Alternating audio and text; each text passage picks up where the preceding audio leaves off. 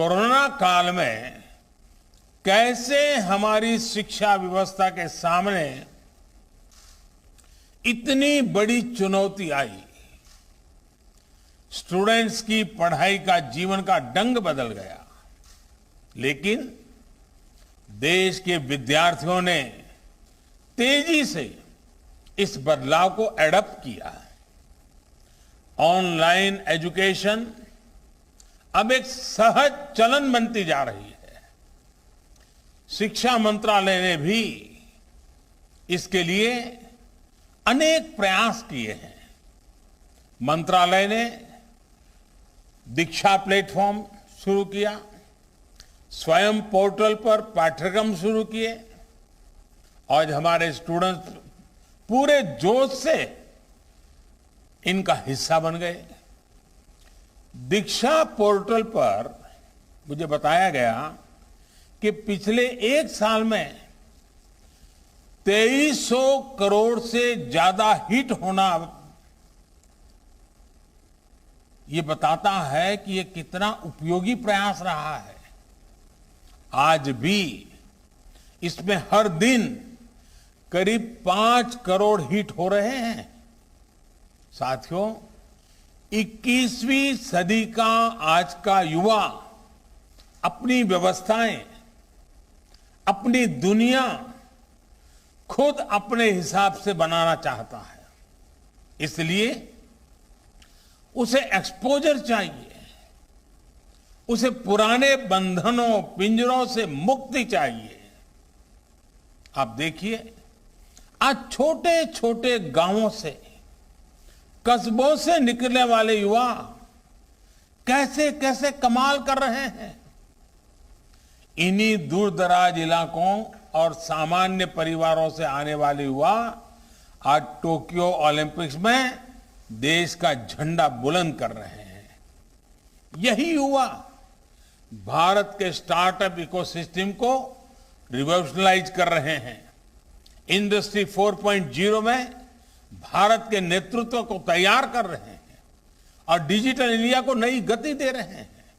और इसलिए नई राष्ट्रीय शिक्षा नीति युवाओं को ये विश्वास दिलाती है कि देश अब पूरी तरह से उनके साथ है, उनके हौसलों के साथ है।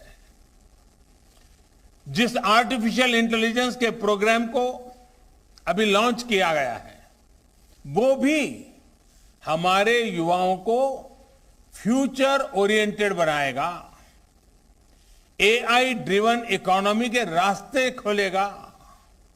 शिक्षा में ये डिजिटल रिवॉल्यूशन पूरे देश में एक साथ आए, गांव शहर सब समान रूप से डिजिटल लर्निंग से जुड़े, इसका भी ख्याल रखा गया है। नेशनल डिजिटल एजुकेशन आर्किटेक्चर यानी एनडीआर और national education technology forum NETF इस दिशा में पूरे देश में डिजिटल और टेक्नोलॉजिकल फ्रेमवर्क उपलब्ध कराने में अहम भूमिका निभाएंगे। युवा मन जिस दिशा में भी सोचना चाहे, देश की नई शिक्षा व्यवस्था उसे वैसे ही अवसर उपलब्ध कराएगी। साथियों, बीते एक वर्ष में आपने भी ये महसूस किया होगा कि राष्ट्रीय शिक्षा नीति को किसी भी तरह के दबाव से मुक्त रखा गया है। जो ओपननेस पॉलिसी के लेवल पे है, वही ओपननेस स्टूडेंट्स को मिल रहे विकल्पों में भी है। अब स्टूडेंट्स कितना पढ़े, कितना समय तक पढ़े, ये सिर्फ बोर्ड्स और यूनिवर्सिटी नहीं तय करेगा। इस फैसले में स्टूडेंट्स की भी सहभागिता होगी। मल्टीपल एंट्री एंड एग्जिट की जो व्यवस्था आज शुरू हुई है, इसने स्टूडेंट्स को एक ही क्लास और एक ही कोर्स में जकड़े रहने की मजबूरी से मुक्त कर दिया है। आधुनिक टेक्नोलॉजी पर आधारित एकेडमिक बैंक ऑफ क्रेडिट, इस सिस्टम से इस दिशा में स्टूडेंट्स के लिए रिवॉल्यूशनरी चेंज आने वाला है। अब हर युवा अपनी रुचि में, अपनी सुविधा से कभी भी एक स्ट्रीम को चूज कर सकता है, छोड़ सकता है। अब कोई कोर्स सेलेक्ट करते समय ये डर भी नहीं रहेगा कि अगर हमारे डिसीजन गलत हो गया तो क्या होगा।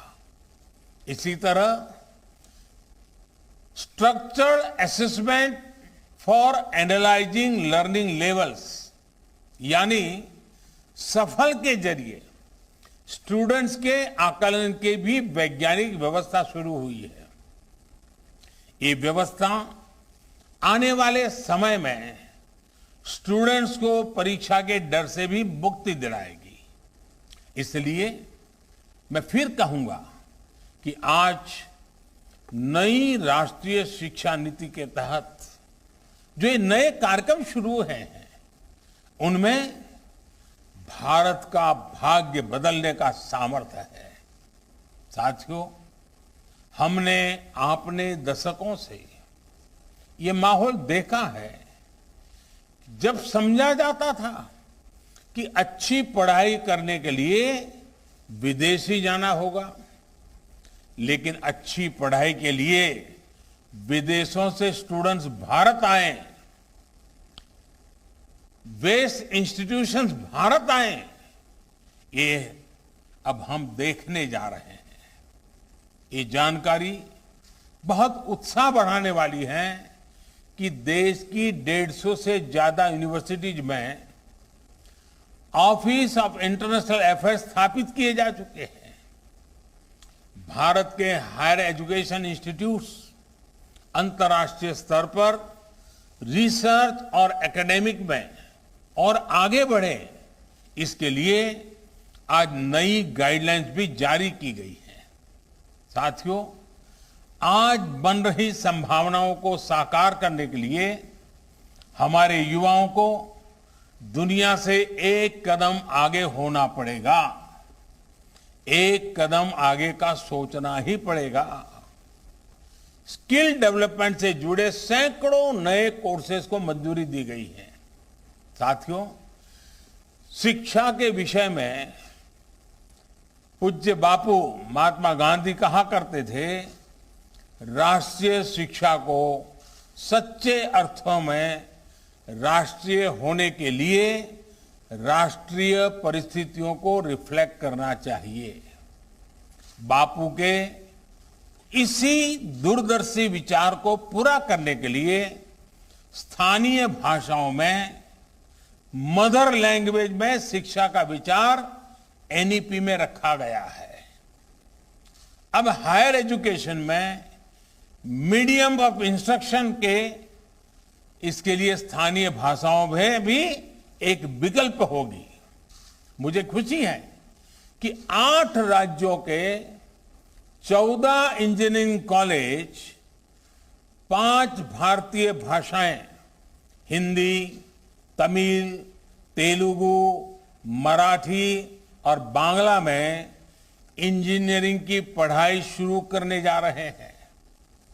इंजीनियरिंग के कोर्स का 11 भारतीय भाषाओं में ट्रांसलेशन के लिए एक टूल भी डेवलप किया जा चुका है। क्षेत्रीय भाषा में अपनी पढ़ाई शुरू करने जा रहे छात्र छात्राओं को मैं विशेष बधाई देना चाहता हूं। इसका सबसे बड़ा लाभ देश के गरीब वर्ग को, गांव कस्बों में रहने वाले मध्यम वर्ग के स्टूडेंट्स को, दलित, पिछड़े और आदिवासी भाई बहनों को होगा। इन्हीं परिवारों से आने वाले बच्चों को सबसे ज्यादा लैंग्वेज डिवाइड का सामना करना पड़ता था। सबसे ज्यादा नुकसान इन्हीं परिवार के होनहार बच्चों को उठाना पड़ता था। मातृभाषा में पढ़ाई से गरीब बच्चों का आत्मविश्वास बढ़ेगा, उनके सामर्थ्य और प्रतिभा के साथ न्याय होगा। साथियों, प्रारंभिक शिक्षा में भी मातृभाषा को प्रोत्साहित करने का काम शुरू हो चुका है।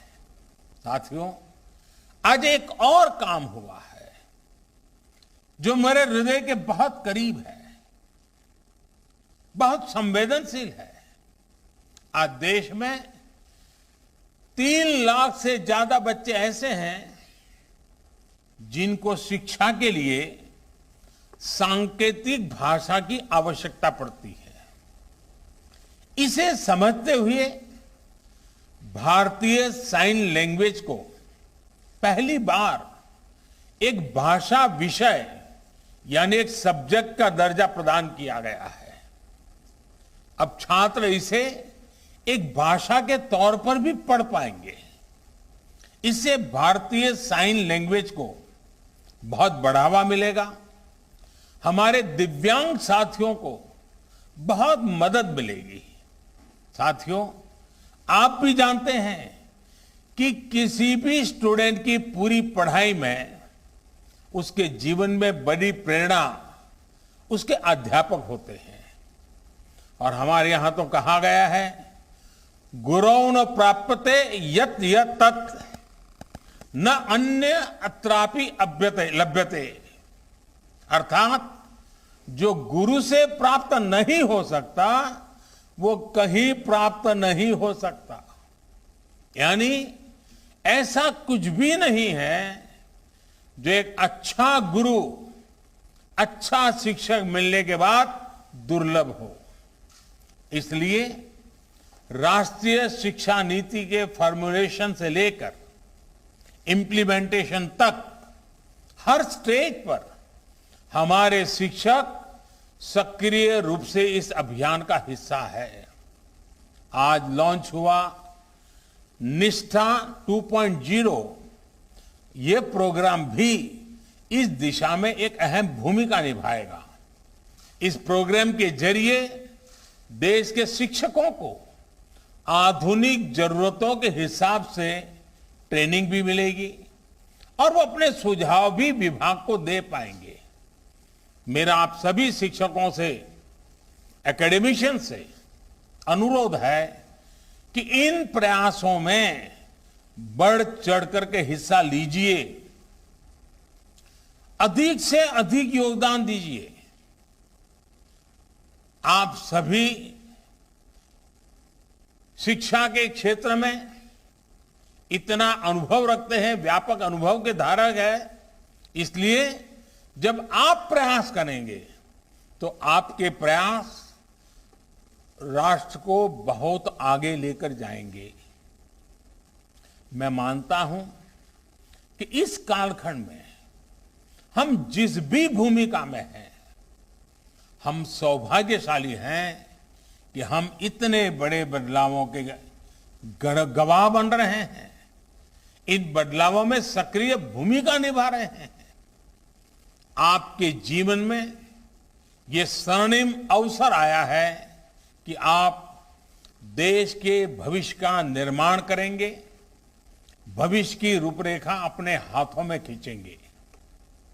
मुझे पूरा विश्वास है आने वाले समय में जैसे जैसे नई राष्ट्रीय शिक्षा नीति के अलग अलग फीचर्स हकीकत में बदलेंगे, हमारा देश एक नए युग का साक्षात्कार करेगा। जैसे जैसे हम अपनी युवा पीढ़ी को एक आधुनिक और राष्ट्रीय शिक्षा व्यवस्था से जोड़ते जाएंगे, देश आजादी के अमृत संकल्पों को हासिल करता जाएगा। इन्हीं शुभकामनाओं के साथ मैं अपनी बात समाप्त करता हूं। आप सब स्वस्थ रहें और नई ऊर्जा के साथ आगे बढ़ते रहें। बहुत बहुत धन्यवाद।